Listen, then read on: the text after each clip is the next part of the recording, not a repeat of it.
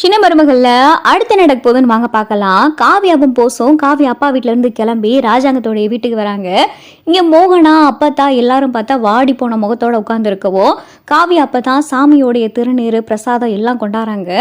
அத்தை இதாங்க எடுத்துக்கங்க அப்படின்னு சொல்லி காவியா கொடுக்கவும், இங்க மோகனா பார்த்தா அழுதுகிட்டே இருக்காங்க. அத்தை ஒன்றும் வருத்தப்படாதீங்க, மாமாவை பத்தி எல்லாருக்குமே நல்லா தெரியும். ராஜாங்க மாமா கண்டிப்பா அந்த கொலையை செஞ்சிருக்க மாட்டாரு. நம்ம ஆதாரத்தோட நிரூபிச்சு மாமாவை கண்டிப்பா வெளியே கொண்டாந்துருவோம் அப்படின்னு சொல்லி காவியா ஆறுதலா சொல்லவும், அப்பதான் போசும் பெரியம்மா அழுகாதீங்க பெரியம்மா, பெரியப்பாக்கு ஒன்றும் ஆகாது அப்படின்னு சொல்லிட்டு போசும் பார்த்தா ரொம்ப சாந்தமா பேசவும், பாட்டி எடுத்துக்கங்க இந்தாங்க திருநீர் பிரசாதெல்லாம் எடுத்துக்கங்க அப்படின்னு சொல்லிட்டு காவியாவும் போசும் வீட்டில் இருக்கிற எல்லாருக்கும் கொடுக்கவும், இதை பார்த்தா ஈஸ்வரியும் சித்ராவும் குறுகுறுனே பார்த்துக்கிட்டு இருக்கு.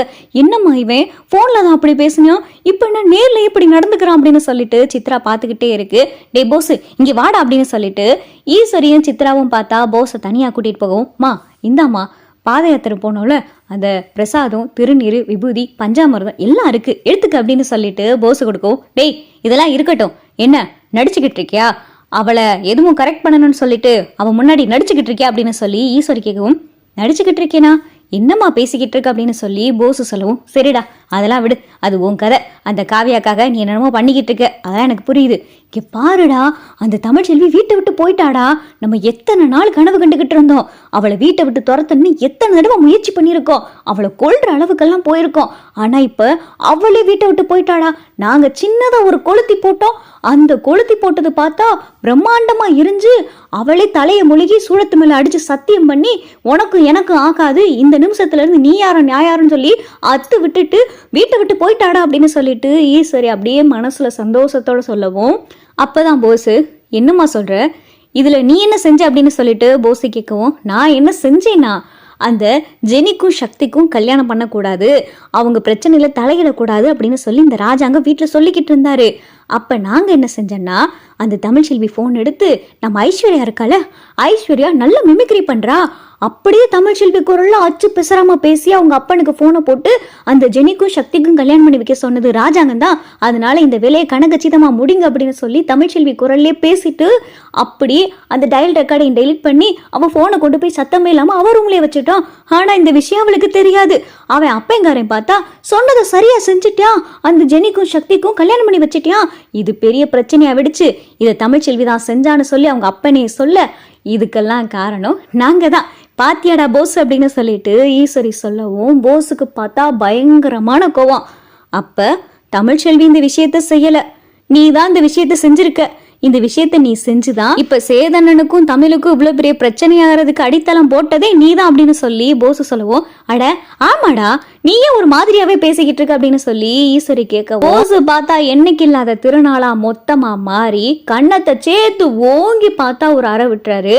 நீ எல்லாம் தாயா, நீ ஒரு பொம்பளை பிள்ளைய பெத்து வச்சிருக்கல, உனக்கும் ஒரு பொண்ணு இருக்குல்ல, நிறமாச கர்ப்பிணி, அவ மேலேயே பழிய போட்டு அவளை இந்த வீட்டை விட்டு துரத்தி அவங்களுடைய குடும்ப வாழ்க்கையை பிரிச்சு, பத்தாதுக்கு இந்த கொலைகேசுக்கும் ராஜாங்க பெரியப்பாக்கும் எந்த சம்பந்தமுமே கிடையாது, ஆனா தப்பே பண்ணாதவர் மேல பழிய போட்டு அவரையும் ஜெயில வச்சு இத்தனைக்கும் கலகத்தை மூட்டினது நீனு, எப்படி உன்னால இப்படி முடியுது அப்படின்னு சொல்லிட்டு போஸ் சொல்லவும், டேய் என்னடா அம்மாவே அடிச்சுட்டு அப்படின்னு சொல்லி சித்ரா சொல்லவும், சித்ரா கண்ணத்துலயும் பார்த்தா ஓங்கி ஒரு அற விடுறாரு போஸ்.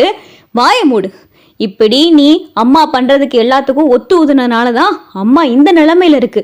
நீங்க செஞ்சதெல்லாம் எவ்வளவு பெரிய பாவம் தெரியுமா, இந்த பாவம்லாம் உங்களை சும்மாவே விடாது அப்படின்னு சொல்லிட்டு போஸ் சொல்லவும், டே போஸ் உனக்கு என்னடா தலையில இது அடிபட்டுருச்சா, ஏன்டா அப்படியெல்லாம் பேசிக்கிட்டு இருக்க அப்படின்னு சொல்லிட்டு ஈஸ்வரி சொல்லவும், நான் தெளிவாத்தான் இருக்கேன், உங்களுக்கெல்லாம் தான் பைத்தியம் பிடிச்சு போயிருக்கு, வெறி பணவெறி பிடிச்சு போயிருக்கு, நல்லா இருந்த குடும்பத்தை பிரிச்சு அதுல நீங்க கலகம் மூட்டி சந்தோஷமா இருக்கலாம்னு நினைக்கிறீங்களா, இதுக்கெல்லாம் கண்டிப்பா உங்களுக்கு தண்டனை கிடைக்கும், அந்த முருகன் உங்களுக்கு தண்டனை கொடுப்பாரு அப்படின்னு சொல்லிட்டு போஸ் பேசவும், ஈஸ்வரிக்கும் சித்ராவுக்கும் பார்த்தா ஒண்ணுமே புரியல, என்ன இவன் என்னென்னமோ பேசிக்கிட்டு இருக்கியான், இவனை நம்பி எல்லா உண்மையும் இவரை சொல்லிட்டோமே அப்படின்னு சொல்லிட்டு ஈஸ்வரி திரு முழிக்கவும், ஒழுங்கா இப்ப கீழே வந்து சேது அண்ணங்கிட்டையும் வீட்டுல இருக்கிற எல்லார்கிட்டையும் எல்லா உண்மையும் சொல்லணும், நீதான் தமிழ்ச்செல்வி மாதிரி பேசி இந்த பிரச்சனைக்கு காரணத்தை உண்டு பண்ணதே நீதான்னு எல்லா உண்மையும் சொல்லணும். நீ மட்டும் இப்ப சொல்லலைன்னு வை, பெத்த தாயின்னு கூட பார்க்க மாட்டேன், என்ன செய்வேனே எனக்கு தெரியாது அப்படின்னு சொல்லிட்டு போஸ் பார்த்தா பயங்கரமா கோபப்படுறாரு. ஈஸ்வரிக்கும் சித்ராக்கும் பார்த்தா இது நடக்கிறது கனவா நினவா ஒண்ணுமே புரியல. டே போஸ் எங்களை மன்னிச்சிருடா, நாங்க செஞ்சதெல்லாம் தப்பு தாண்டா அப்படின்னு சொல்லிட்டு ஈஸ்வரியும் சித்ராவும் நடிக்க ஆரம்பிக்கவும், நீங்க என்கிட்ட மன்னிப்பு கேட்க கூடாது, சேது அண்ணன் கிட்ட, மோகனா பெரியம்மா கிட்ட, அப்பத்தா கிட்ட, வீட்டுல இருக்கிற எல்லாருக்கிட்டையும் நீங்க மன்னிப்பு கேட்கணும். தமிழ்ச்செல்வி கிட்டையும் மன்னிப்பு கேட்கணும். தமிழ்ச்செல்வி காலில் விழுந்து நீங்க மன்னிப்பு கேட்கணும். கீழே இப்ப எல்லாருக்கிட்டையும் நடந்த உண்மை எல்லாத்தையும் சொல்லி மன்னிப்பு கேட்கணும் அப்படின்னு சொல்லிட்டு போஸ் சொல்லுவோம். டேய் என்னடா பேசிக்கிட்டு இருக்க, சேதுக்கு மட்டும் இந்த விஷயம் தெரிஞ்சிச்சுன்னு வை, இனிய கொன்னே போடுவாண்டா அப்படின்னு சொல்லிட்டு ஈஸ்வரி சொல்லவும், அவரு கோவப்படுறதுல தப்பு இல்லையே, நல்லா இருந்த கணவன் மனைவியை பிரிச்சு இப்படி அவங்கள இந்த நிலைமைக்கு உண்டு பண்ணிட்டியே, இதுக்கு காரணம் நீதானே, அப்ப நீ தண்டனை அனுபவிக்கிறதுல தப்பு கிடையாதே, வா கீழே வா அப்படின்னு சொல்லிட்டு போஸ் பார்த்தா ஈஸ்வருடைய கையை பிடிச்சு தரன்னு இழுக்கவும், டே போஸ் விடுறா போஸ் அப்படின்னு சொல்லிட்டு ஈஸ்வரி பார்த்தா கதறிக்கிட்டு இருக்கு. சித்ராவும் பார்த்தா டே போஸ் விட்டுறடா, கீழே உண்மை எல்லாருக்கும் தெரிஞ்சிச்சுன்னா நம்மளை வீட்டை விட்டு அனுப்பிடுவாங்கடா அப்படின்னு சொல்லிட்டு சித்ராவும் கதறவும், பரவாயில்ல வீட்டை விட்டு அனுப்பினாலும் பரவாயில்ல, தப்பு செஞ்ச உங்களுக்கு கண்டிப்பா தண்டனை கிடைச்சே ஆகணும், உப்பு தின்னவன் தண்ணி குடிச்சே ஆகணும் அப்படின்னு சொல்லிட்டு போஸ் நீதி நேர்மை நியாயம்னு சொல்லி ஈஸ்வரியும் சித்ராவையும் பிடிச்சி இழுத்துட்டு வராரு. டே போஸ் என்னடா செஞ்சுக்கிட்டு இருக்க அப்படின்னு சொல்லி அப்பத்தா கேட்கவும், அப்பதான் சேது, மோகனா, மலரி, காவியா எல்லாரும் வராங்க.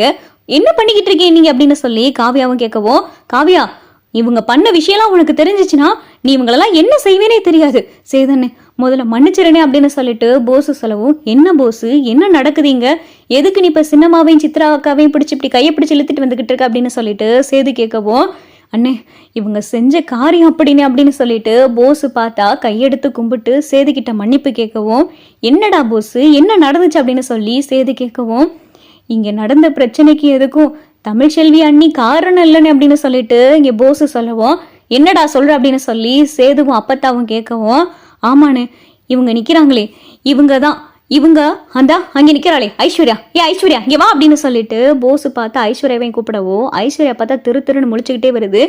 ஐஸ்வர்யா எங்க அம்மா என் அக்கா 3 பேரும் சேர்ந்துதானே இந்த சதி திட்டத்தையே திட்டி இருக்காங்க. தமிழ்ச்செல்வி அண்ணி குரல்லையே அவங்க அப்பா கிட்ட பேசி ஜெனிக்கும் சக்திக்கும் கல்யாணம் பண்ணி வைக்க சொல்லி இவங்க தான் எல்லா வேலையும் செஞ்சிருக்காங்க. தமிழ்ச்செல்வி அன்னிக்கும் இதுக்கும் எந்த சம்மந்தம் இல்லை அப்படின்னு சொல்லிட்டு போஸ் சொல்லவும், ஈஸ்வரிக்கு சித்ராவுக்கும் பார்த்தா பயங்கரமான அதிர்ச்சி ஆகுது. பாவி எல்லா உண்மையும் சொல்லி தொலைஞ்சிட்டானே அப்படின்னு சொல்லிட்டு ஈஸ்வரி கடந்து திருன்னு முழிக்குது. சேது பார்த்தா பயங்கரமா கோபப்படுறாரு. அப்பதான் மோகனா, மலரு, காவியா வீட்டுல இருக்கிற எல்லாரும் கோபப்படுறாங்க. அடியே ஈஸ்வரி இவன் சொல்றதெல்லாம் உண்மையா அப்படின்னு சொல்லி அப்பத்தா கேட்கவும், ஈஸ்வரி முட்டைக்கண்ணை வச்சு அங்கிட்டு இங்கிட்டு உருட்டிக்கிட்டு இருக்கு. சின்னம்மா போஸ் என்ன சொல்ற அப்படின்னு சொல்லிட்டு சேதுவும் கோப்படவும், அண்ணே நான் சொல்றதெல்லாம் அந்த முருகன் மேல சத்தியம் அண்ணே, நான் சொல்றது எல்லாமே சத்தியம், எல்லாத்துக்கும் காரணம் இவங்க தான் அப்படின்னு சொல்லி போஸ் சொல்லவும், இங்க கோவத்தோட பார்த்தா சேது உள்ள போயிட்டு சாட்டையை எடுத்துட்டு வராரு. சாட்டையை பார்க்கவுமே ஈஸ்வரி, சித்ரா 2 பேத்துக்கும் வயித்தையே கலக்க ஆரம்பிச்சிருது. ஐயோ போச்சு நம்ம செத்தோம் இன்னைக்கு அப்படின்னு சொல்லிட்டு ஈஸ்வரியும் சித்ராவும் பயந்து சாகுதுங்க.